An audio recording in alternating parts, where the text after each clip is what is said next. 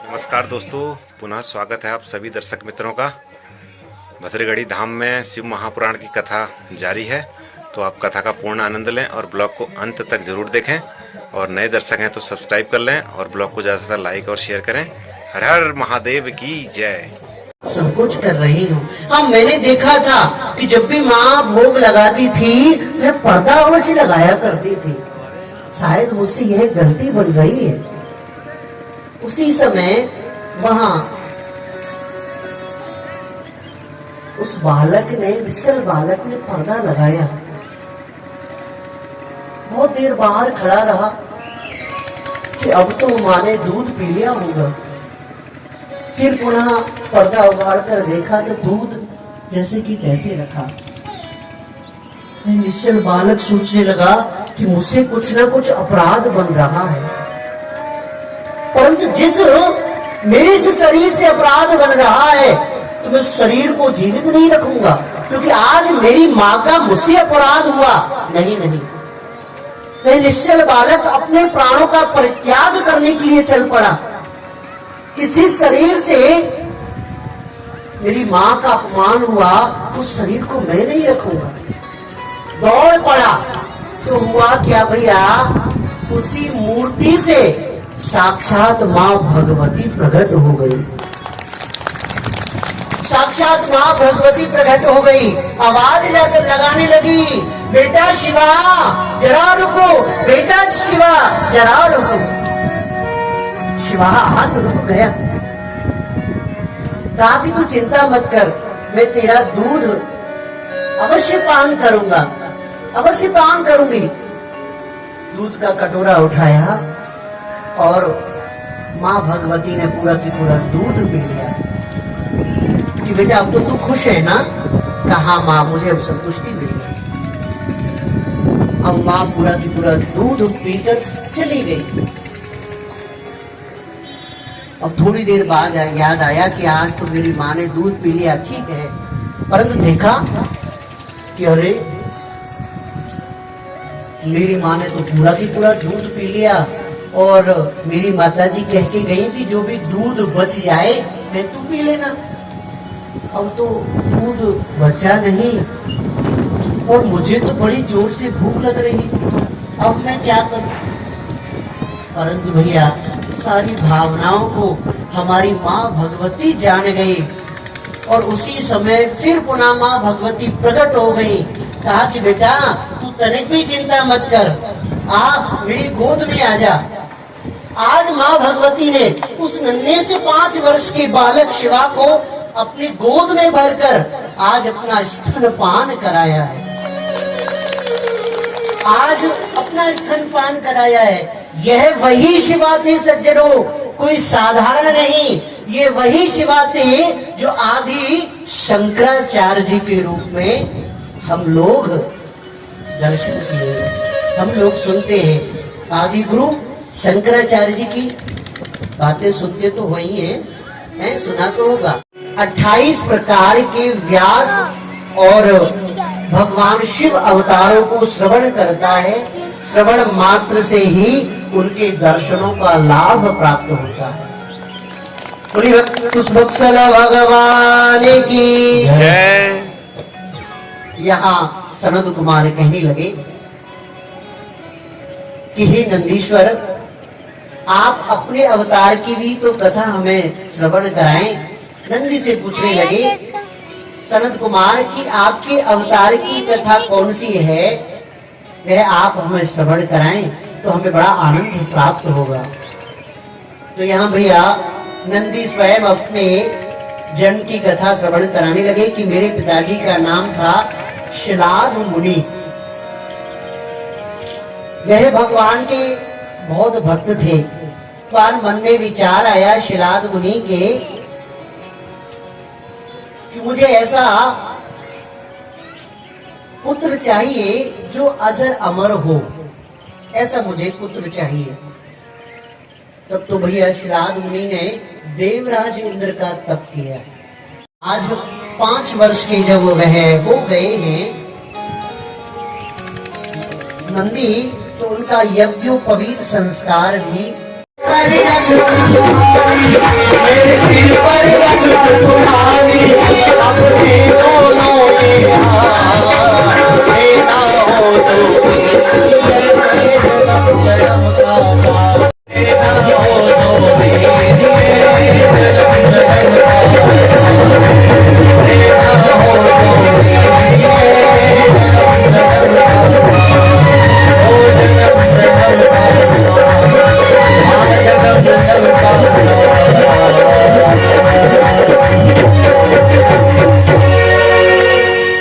देना हो तो दीजिए जन्म जन्म का साथ।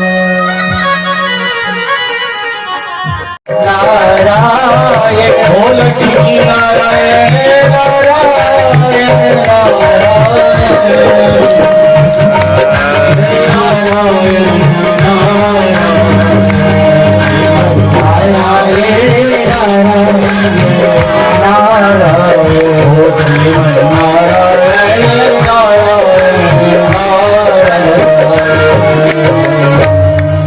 हो रहा है। देवताओं ने स्तुति की, लक्ष्मी जी ने स्तुति की, फिर भी शांत नहीं हुआ। तो भैया सबने मिलकर भगवान भोलेनाथ की प्रार्थना की कि हे भगवान भोलेनाथ, अब आप ही कोई कृपा करें और आप शांत हो। तो भैया भगवान भोलेनाथ ने शांतना प्रदान की समस्त देवताओं को। और भैया भगवान भोलेनाथ ने अपने वीरभद्र और मां काली स्वरूप दोनों को एकत्रित किया। और दोनों जब एकत्रित हुए हैं तो बड़ा ही भयंकर रूप धारण किया, जिसको बोलते हैं शारभा अवतार। या अद्भुत सा अवतार हुआ, शारभा अवतार। स्वयं वह इतने क्रोध में भर आए कि नरसिंह भगवान का क्रोध तब जाकर शांत हुआ। तब जाकर, अर्थात यह समझ लीजिए, ये जो भगवान ने रूप धारण किया, शारभा नाम का यह जो रूप धारण किया, यह नरसिंह भगवान के क्रोध को शांत करने का अवतार धारण किया है, इसलिए धारण किया है। प्रेम से बोले राधे राधे राधे राधे। म्यान में दो तलवार एक जगह नहीं ठहर पाती, म्यान में एक ही तलवार आएगी।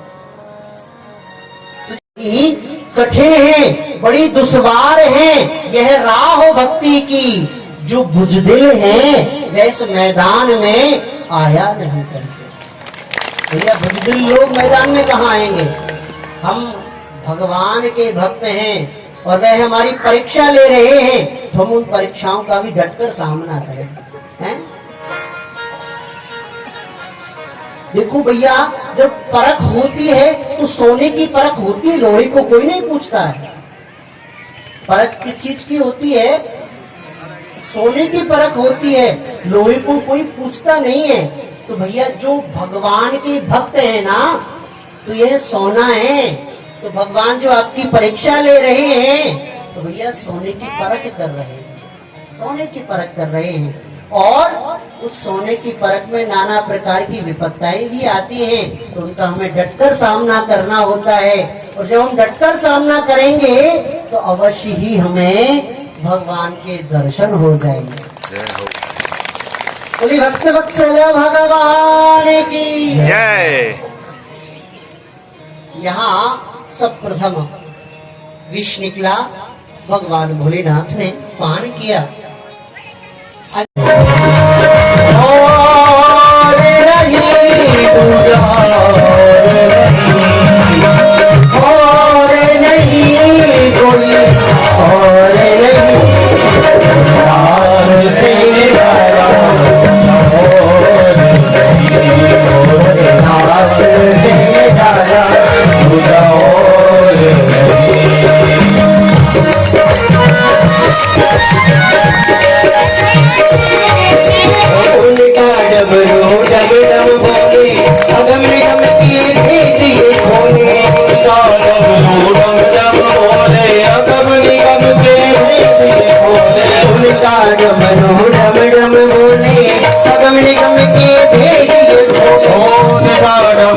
डम डम बोले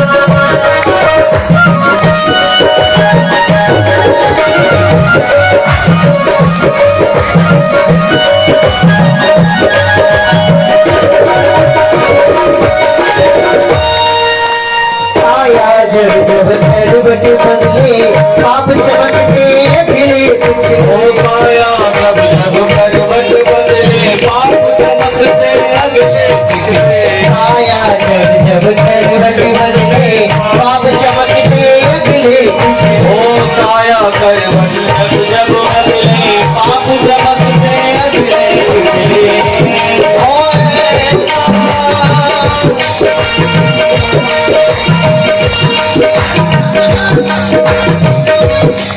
ऐसा ज्योति जगाने वाला और नहीं हो ऐसी ज्योति जगाने वाला और नहीं रात से ज्यादा कोई और हो रात से ज्यादा कोई और नहीं सुना और नहीं सुना और नहीं बोले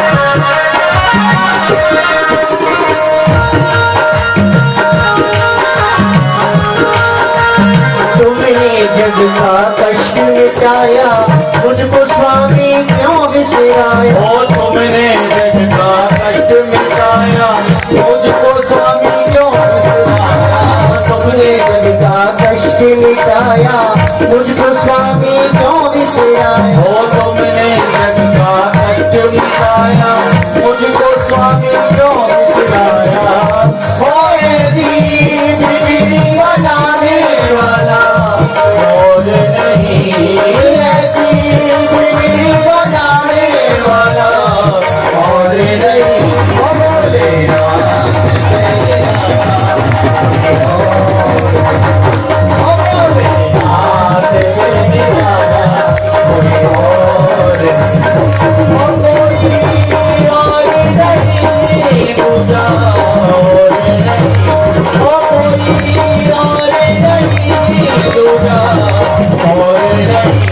बोले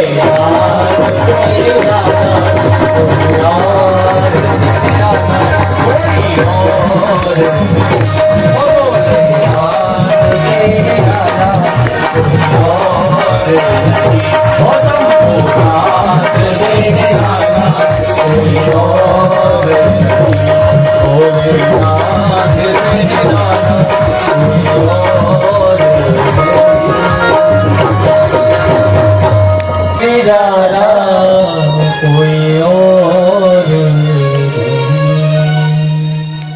बोली भक्त वत्सल भगवान की जय। कमलेश्वर महादेव की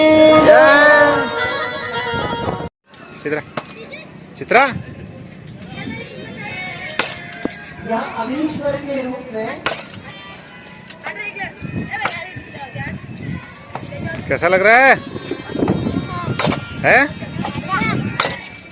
कहा जाता है भगवान की कथा का जो पंडाल है ये चारों ओर से पहाड़ों से घिरा हुआ है और ऐसा लग रहा है कि प्रकृति की गोद में हो रही है ये शिव महापुराण की कथा यहाँ पर। बताया आज मैं भी आपको कारण बता दूं क्योंकि भैया आज मंगलवार है तो क्या सोच रहा हूँ भाई ये तो अपनी लीला में राम जी की दर्शन भैया पर चल उदित की बारी है। महापुरुष यहाँ विराजमान है ऐसा एक बात कहा करते हैं हमारे संत जन कि जिंदगी जब तक रहेगी फुर्सत ना होगी कर लो राम से बात बनाते रोटी तो हमें घर पर जाकर बनानी पड़ती है। आप सुख ले लेना है। कि भोलेनाथ की विशेष बात यह है कि जब भी कैसा लग रहा है तेरे को? आते हैं उदित? अवतार लेकर आते हैं शक्ति के साथ में शक्ति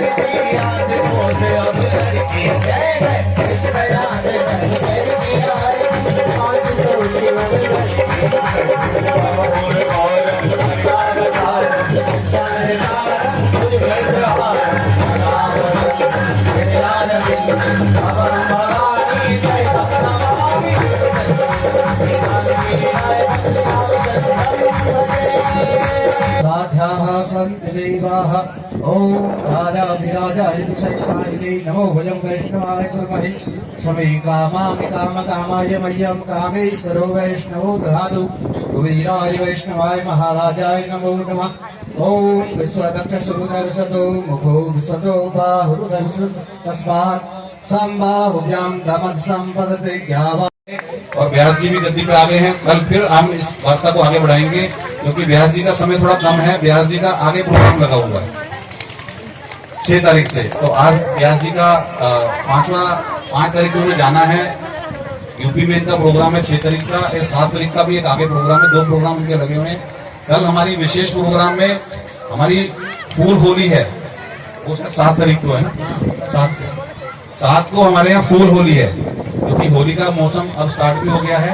तो फूलों से होली होगी, तो रंगों से नहीं होगी। और कल भी जो है जो हमारे व्यास जी हैं वो कार्यक्रम को जो कथा पढ़ते हैं वही कार्यक्रम को आगे नए नए कलाकार हमें देखने को मिलेंगे। हमने कुछ कलाकारों को देख लिया है, श्रवण भी कर लिया है। अब हम नए कलाकारों को भी कल और परसों के माध्यम से देखेंगे।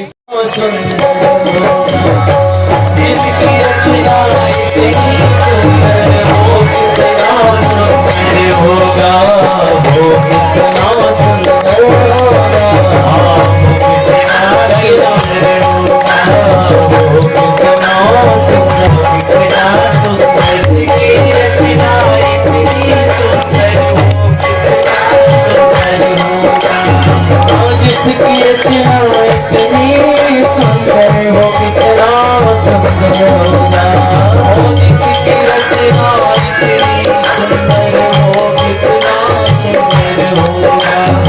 नाम तुम्हारा इतनी सुंदर वो कितना सुंदर हो। जिसकी रचना इतनी सुंदर हो, जिसकी रचना इतनी सुंदर हो,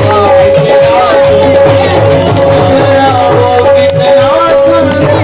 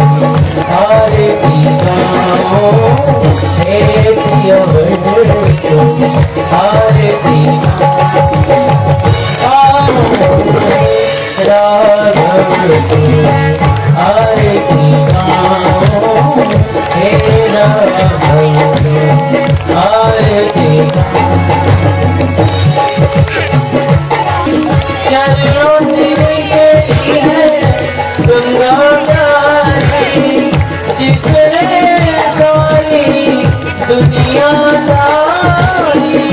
मणि मुकुट तेरे शीश पे सोहे।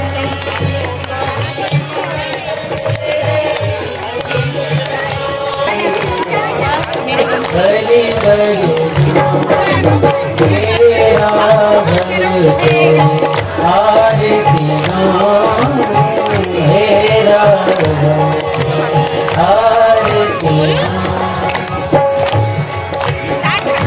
आरती हनुमत के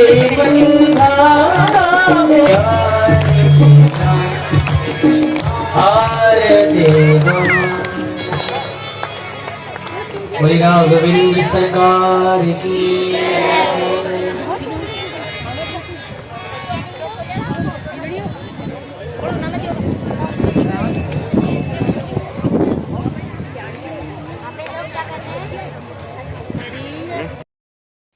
Thanks for watching. Like, share and subscribe.